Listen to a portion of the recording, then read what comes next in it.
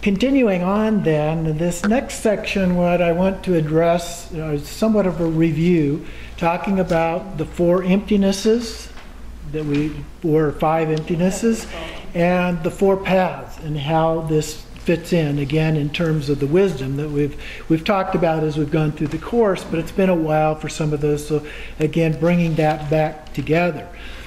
So the next principle then is emptiness, and there are several levels of understanding as described in the course. Emptiness of inherent existence is one of those points of view, that emptiness is not permanent. It is impermanent and may not be divided into parts, or if it can be divided into parts, all forms arise in dependence upon causes and conditions. That is interdependence or dependent arising. So that's one of the ideas of emptiness. A second one is form is emptiness. Emptiness is form. It's a little different idea. Since all objects or forms have no inherent existence, they are empty. Form is emptiness. Since emptiness is an expression of interdependence, emptiness exists only in terms of form, without which we would have neither form nor emptiness. Thus, emptiness is form. The tetradilemma was another one that we looked at in terms of emptiness. Emptiness is not a thing, it is not no thing or nothing, it is not both, it is not neither. It's totally beyond logic. Can't be explained or described, but we can experience it. And because we can experience it, it does exist. A fourth form is that of space. Talked about that in Dzogchen. It's like space. So the experience is without center or boundaries. There's a sense that it's open and vast, yet inexpressible. It's not space itself, nor is there nothing. So we get into the fifth one, Rikpa, pure awareness. Since emptiness is not a thing, there is no thing of which to be aware. Okay? Nor is there nothing. So the only thing that remains is awareness itself, pure awareness. Just like potential energy. Okay? So we have the five pairings with emptiness that we referred to a little bit earlier. Appearance emptiness, luminous emptiness, bliss emptiness, awareness emptiness, and compassion emptiness. The first form is appearance emptiness. This is the emptiness of all appearances. These appearances or things lack inherent existence. Things, including concepts, are not the answer. Another is luminous emptiness, or Buddha nature. This is the direct experience beyond concepts or labels, the emptiness of emptiness, if you will. Bliss emptiness is generally associated with the experience of attaining enlightenment, but this transcendent bliss is not ordinary good feeling, but a deep inner peace that cannot be disturbed by everything else that's going on. Once we get to that state, nothing else can disturb it. Or awareness emptiness is the transcendent wisdom itself, the state of pure awareness. It's not being aware of something, there's no thing to be aware of, as I pointed out. Finally, compassion emptiness. This is what arises in the union of wisdom and skillful means together. This is the great compassion of a Buddha. The innate happiness that spontaneously generates the activities of the Buddha to benefit all sentient beings without the necessity of any intention. It spontaneously happens. So I want to talk a little bit more about each of these forms of emptiness. This is mostly a review. Appearance emptiness. All appearances are in your mind. They're illusory in nature. Like a dream or a mirage, they appear but have no inherent permanent existence. They may exist out there, be perceived through our senses or thoughts, but they're experienced only in our mind. These appearances, including our thoughts, spontaneously manifest from the true nature of mind, pure awareness itself. In other words, if we weren't aware, we could not be aware of something. Okay? And there would exist nothing in our mind. So this quality of potential energy or essence is sometimes referred to as the ground of being. Without it, nothing else could be perceived. But it does nothing. It's not an action kind of thing, but without it, nothing could appear. If you'd like more support for contemplating appearance emptiness, contemplate the following. I am empty of inherent existence. I am not permanent. I am not partless. I am not independent of all other phenomena. All other phenomena are empty of inherent existence. They are not permanent. They are not partless. They are not independent of other phenomena. Form is empty of inherent existence. All forms are in my mind. Feelings are empty of inherent existence. All feelings are in my mind. Perceptions are empty of inherent existence. All perceptions are in my mind. Mental formations are empty of inherent existence. All mental formations are in my mind. Consciousnesses, and this is talking about the different sense consciousnesses, eye consciousness, ear consciousness, and so forth. Consciousnesses are empty of inherent existence. All 6 consciousnesses are in my mind. So we can contemplate those, and it can help us get a very deep understanding, experience of what is being referred to. The second one is luminous emptiness, or Buddha nature. Luminous refers to the quality of illumination or clarity. As Buddha nature, this is the clarity of knowing the emptiness directly, without thoughts or concepts. As a dawning of clear light, there is clarity of the experience of emptiness. So again, if you'd like more support for contemplating luminous emptiness, contemplate the following. Emptiness is not a thing. Emptiness is not no thing. Emptiness is not both. Emptiness is not neither. Abide in the direct experience of emptiness. The third one is bliss emptiness, this transcendent bliss, this incredible lightness of being that we talked about. But it's beyond mere feeling. There's a stillness or deep inner peace experience of emptiness that we have. There's no attachment or aversion. So if you'd like more support for this one, you can contemplate the following. As I breathe in, inner heat at my navel melts the female red drop. It rises up to my central channel with an ever-increasing bliss to my crown chakra. As I breathe out, inner heat melts the white drop of bodhicitta at my crown.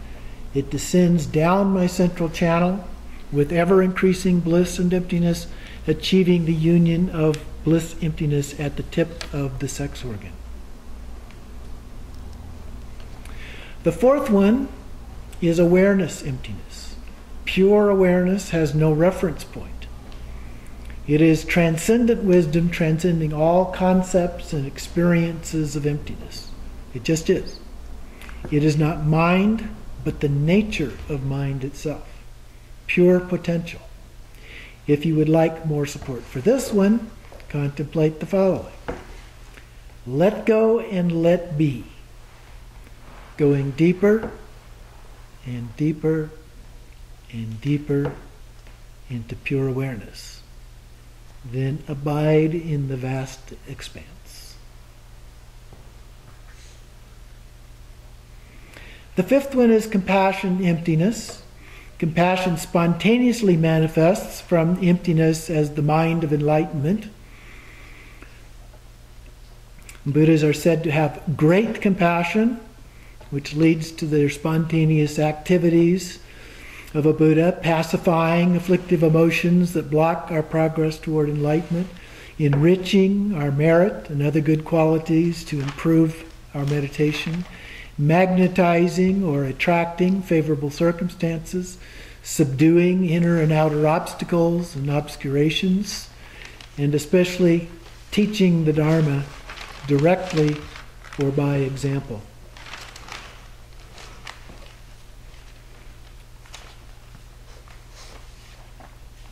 If you'd like more support for contemplating compassion emptiness, contemplate the following. Pacifying radiates as a green light from your secret place. Enriching radiates as a yellow light from your navel. Teaching radiates as a blue light from your heart. Magnetizing radiates as a red light from your throat. Subduing radiates as a white light from your crown. All lights radiate as an intense white light tinged with rainbow colors for the benefit of all sentient beings.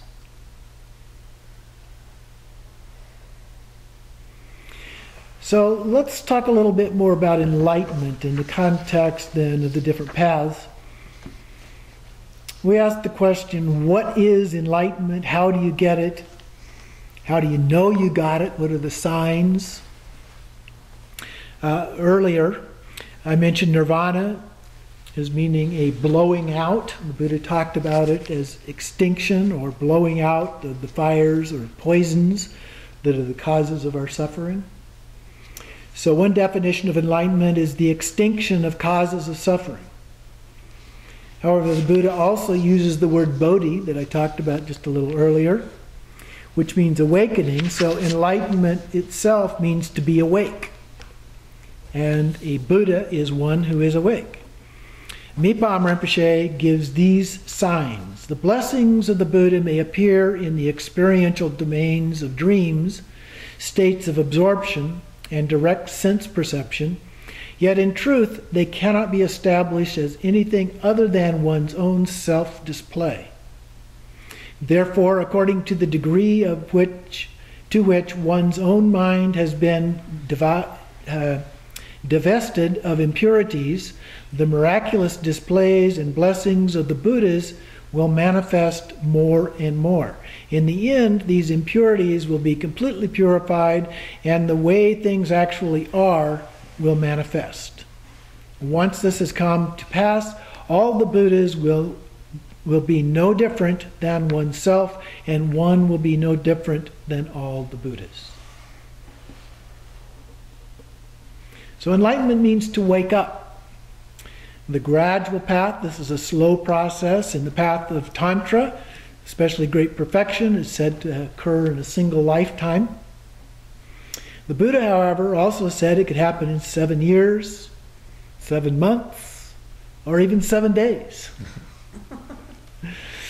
So let's examine enlightenment from each of the paths a little bit more. In the path of individual liberation, there are subtle differences among our 4 paths, of course, and understanding. In the path of individual liberation, it's focused on the individual. The goal is nirvana. It means to be liberated, to be free of suffering, to be in a state of peace of mind that's undisturbed by afflictive emotions or habitual tendencies. The Buddha compared it to a candle that's blown out, the extinction of karma and other negative tendencies. There's a sense of great peace and transcendent awareness. This is the deep inner peace of innate happiness. Here's a quote of a source that I don't know what the actual source is. It does not mean to be in a place where there is no noise, trouble, or hard work. It means to be in the midst of those things and still be calm in your heart. So while meditating under the Bodhi tree, the Buddha recalled an experience when he was a child sitting under a rose apple tree in which he experienced a natural sense of well-being and peace and happiness. At the time, he hadn't meditated or done anything intentionally for this to happen. It just happened naturally. So when he recalled that experience, he realized that we all have this nature intrinsically. It's innate. We all have it.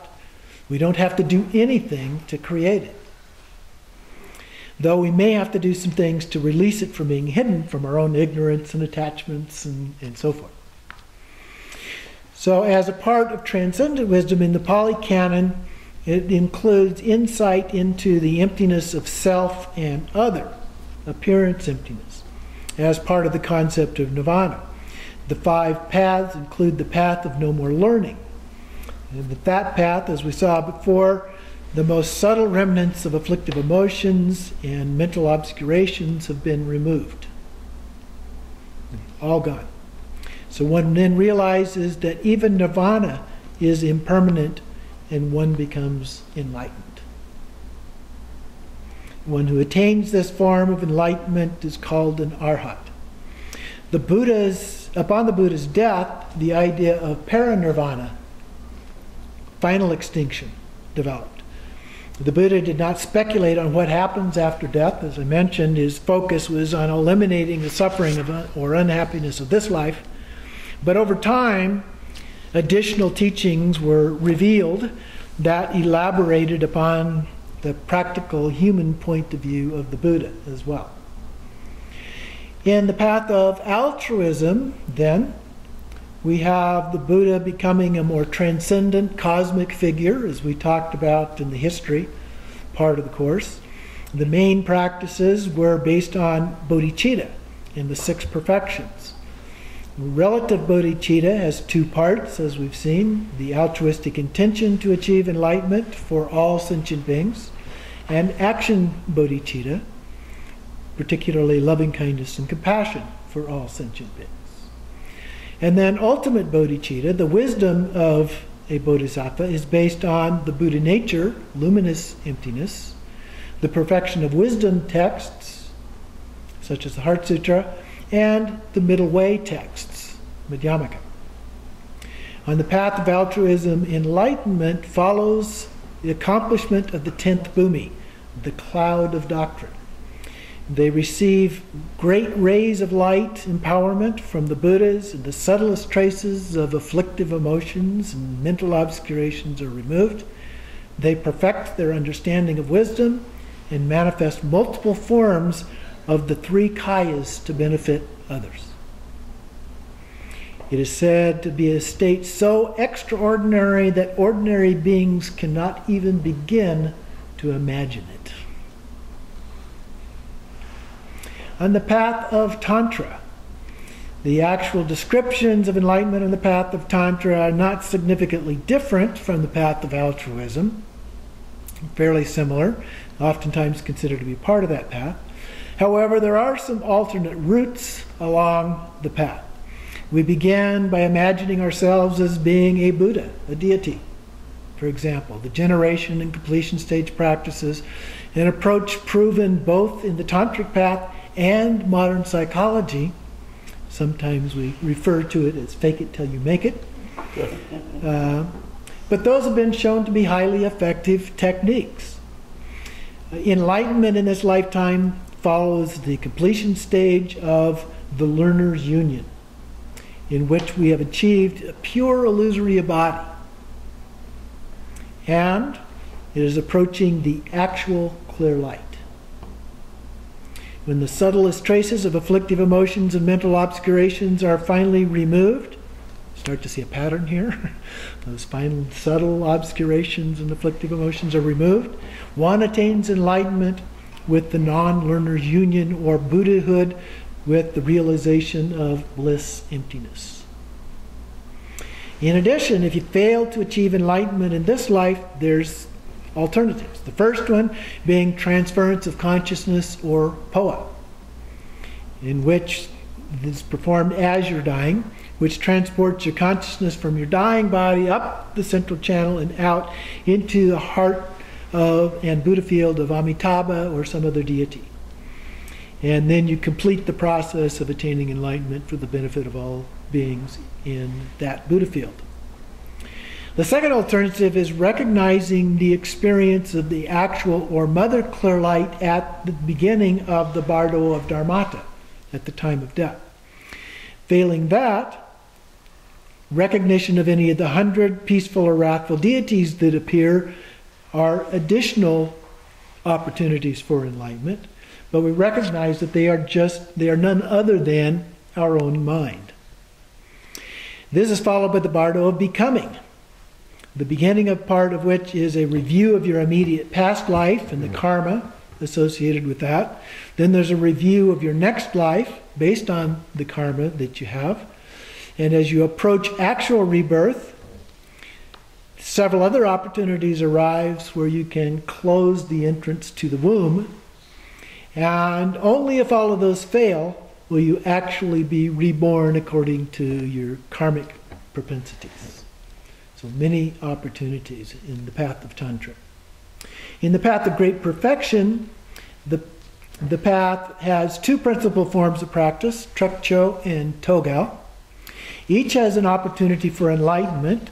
Trekcho is the Dharmakaya practice and can result in enlightenment in this lifetime or the recognition of the actual or mother clear light in the bardo of Dharmata, just like in the path of Tantra.